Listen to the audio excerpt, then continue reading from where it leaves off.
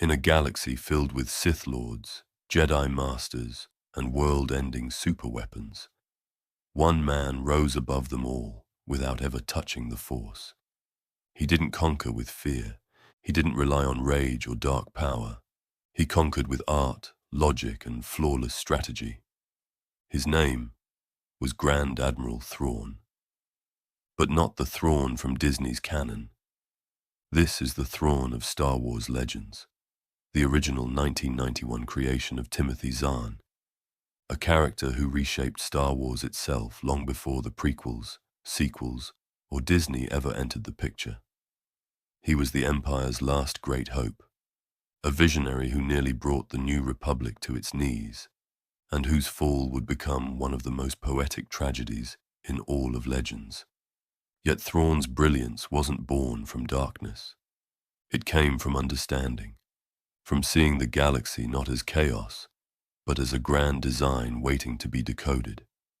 To understand him, we must go back to where it all began, in the uncharted depths of the unknown regions, where logic ruled and emotion was an unaffordable luxury.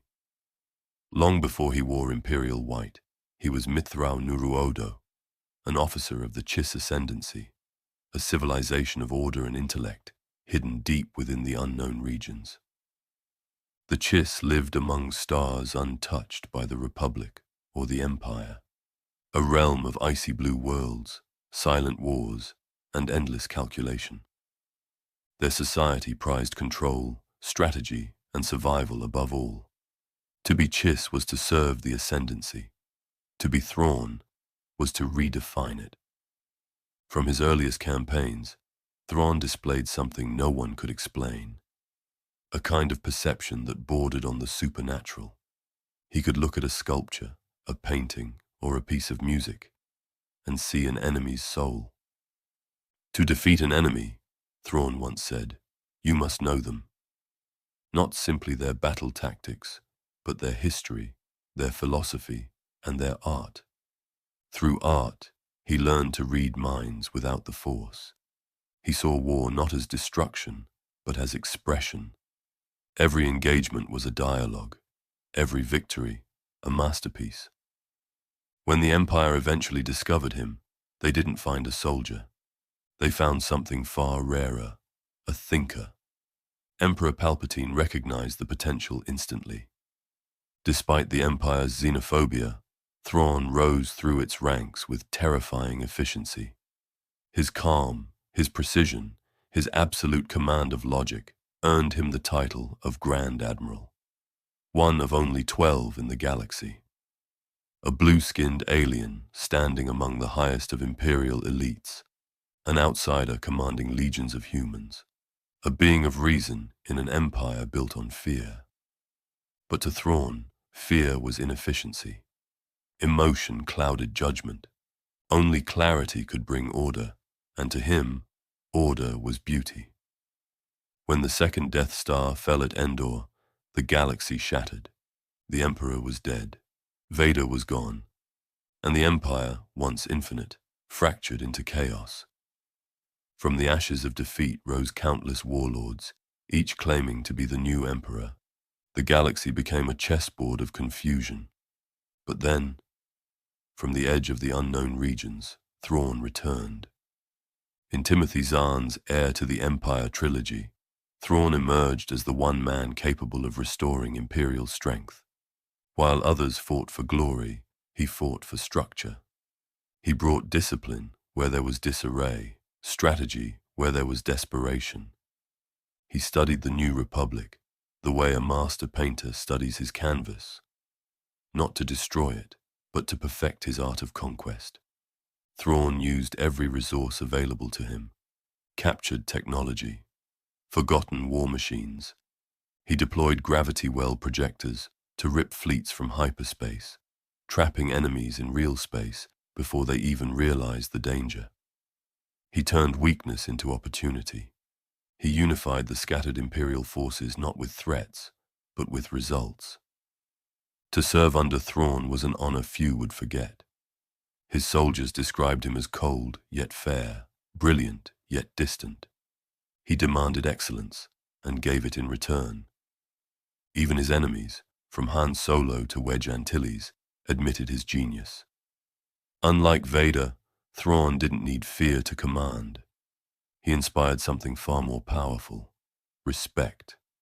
To see him on the bridge of the Chimaera, his red eyes glowing in the dim blue light, hands clasped behind his back as he studied a holo display, was to watch a man conducting a symphony of war. Every battle was a composition. Every victory, a note in his grand design. He made war look beautiful. Thrawn's philosophy of warfare set him apart from every Imperial before him. He didn't destroy blindly. He analyzed. He learned. He evolved. To Thrawn, an enemy's art was their soul made visible. If a species carved symmetrical statues, he expected disciplined formations. If their paintings thrived on chaos, he prepared for erratic, unpredictable attacks. He treated every battle as an experiment, a living study of the psychology behind war. In Dark Force Rising, his genius reached new heights. He discovered the legendary Katana fleet, hundreds of fully automated dreadnoughts lost for decades in the depths of space. With it, he gained a weapon powerful enough to rival the entire New Republic Navy. But beneath his precision lay his greatest flaw. Thrawn could understand cultures, entire civilizations, better than anyone alive. Yet he could never truly comprehend individuals. Emotion, compassion, betrayal. These things were beneath his analysis. He believed everything could be measured, predicted, or controlled, and that belief blinded him to the truth, that no strategy, no matter how brilliant, can account for the human heart.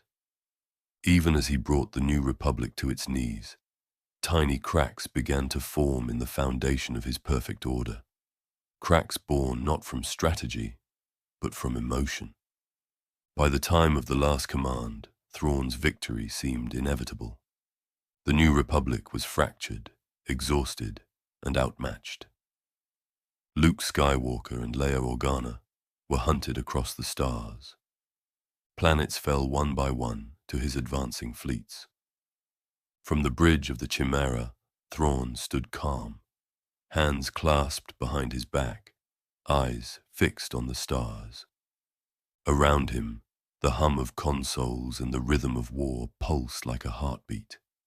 To his officers, he was untouchable. To his enemies, unstoppable. And yet, within that moment of near perfection, his undoing waited silently beside him. His personal bodyguard, Rook of the Nogri species, had learned the truth. The Empire had poisoned the Nogri homeworld decades earlier, then used that devastation to enslave them. For years, Thrawn had upheld that deception, convincing the Nogri that their loyalty was an honor, when it was a chain. When Rook discovered the betrayal, the blade of loyalty became the blade of vengeance. In a single, swift strike, Thrawn's perfect world collapsed. As alarms blared and chaos erupted, Thrawn staggered back, crimson staining his immaculate uniform. Officers rushed forward, begging for orders, and the Grand Admiral simply smiled. But it was so artistically done.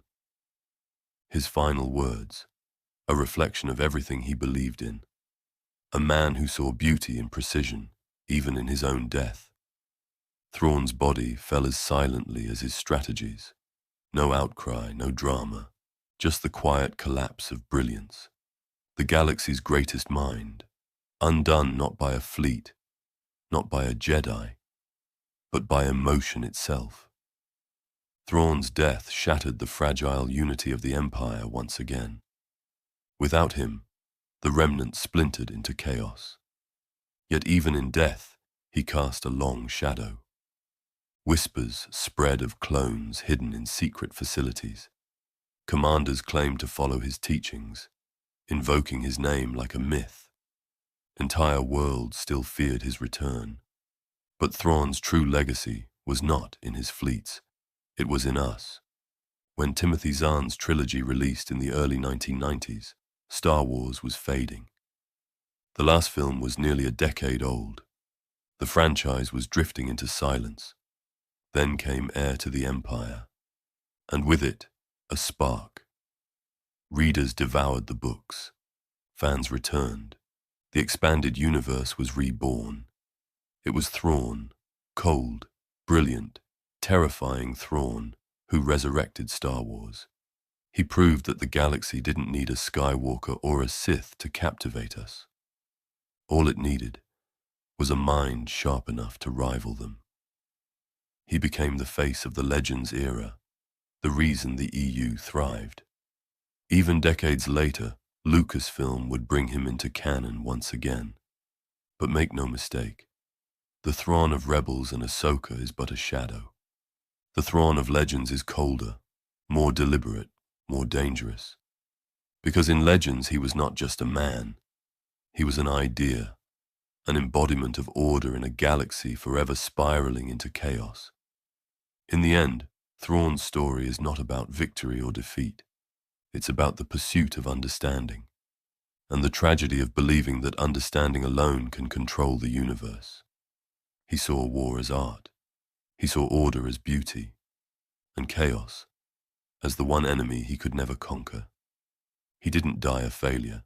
He died a masterpiece, a final brushstroke on the canvas of a galaxy that could never truly understand him. To the Empire, he was the last great hope. To readers, he was proof that intellect could rival the Force. And to the galaxy, he remains a haunting reminder that sometimes the sharpest blade is the mind. This was the rise and fall of Grand Admiral Thrawn, Star Wars Legends. If you enjoyed this journey through the mind of the galaxy's greatest tactician, subscribe for more explorations into the Legends universe, where the Force, the stories, and the myths themselves never truly fade.